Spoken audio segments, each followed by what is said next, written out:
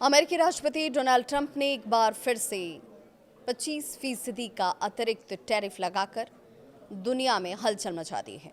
1 नवंबर 2025 से अमेरिका में आने वाले मध्यम और भारी ट्रकों पर अब 25% तक का आयात शुल्क यानी कि टैरिफ लगाया जाएगा।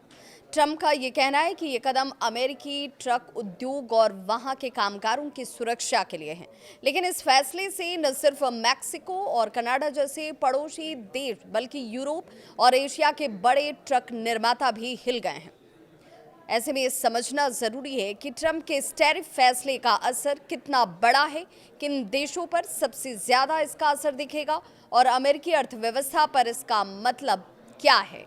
सोमवार को ट्रंप ने अपने सोशल मीडिया प्लेटफॉर्म पर लिखा, 1 नवंबर 2025 से अन्य देशों से आने वाले सभी मीडियम और हेवी ड्यूटी ट्रकों पर 25% टैरिफ लगाए जाएंगे। उन्होंने कहा कि यह फैसला अनुचित विदेशी प्रतिस्पर्धा और गलत व्यापार नीतियों से अमेरिकी कंपनियों को बचाने के लिए लिया गया है।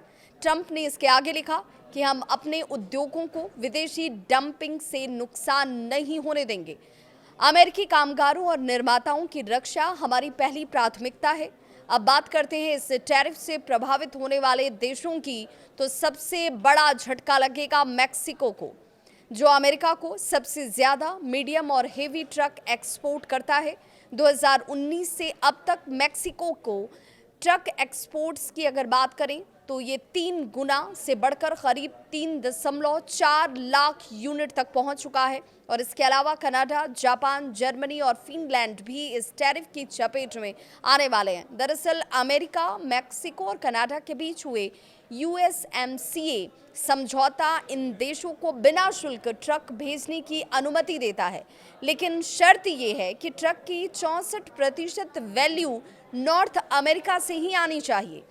अब 25% टैरिफ इस पूरी व्यवस्था को जैसे झटका दे सकता है। इस टैरिफ से सीधे असर की बात करें तो स्टेलंटिस, जो रैम ब्रांड के ट्रक और वैन बनाती है, उसे अब मैक्सिको में बने ट्रकों की लागत में एक तरीके से देखा जाए तो बढ़ोतरी झेलनी पड़ेगी।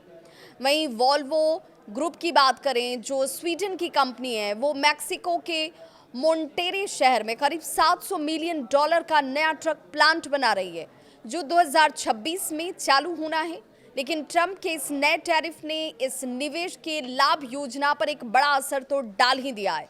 दूसरी तरफ अमेरिकी कंपनियां जैसे कि पीटरबिल्ट की बात करें, निक वर्थ की बात करें और फिनलैंडर की बात करें, इसके लिए एक राहत की खबर जरूर है, क्योंकि अब विदेशी प्रतिस्पर्धा कमजोर पड़ सकती है। ट्रंप का ये कदम चुनावी नजरिए से बेहद अहम माना जा रहा है।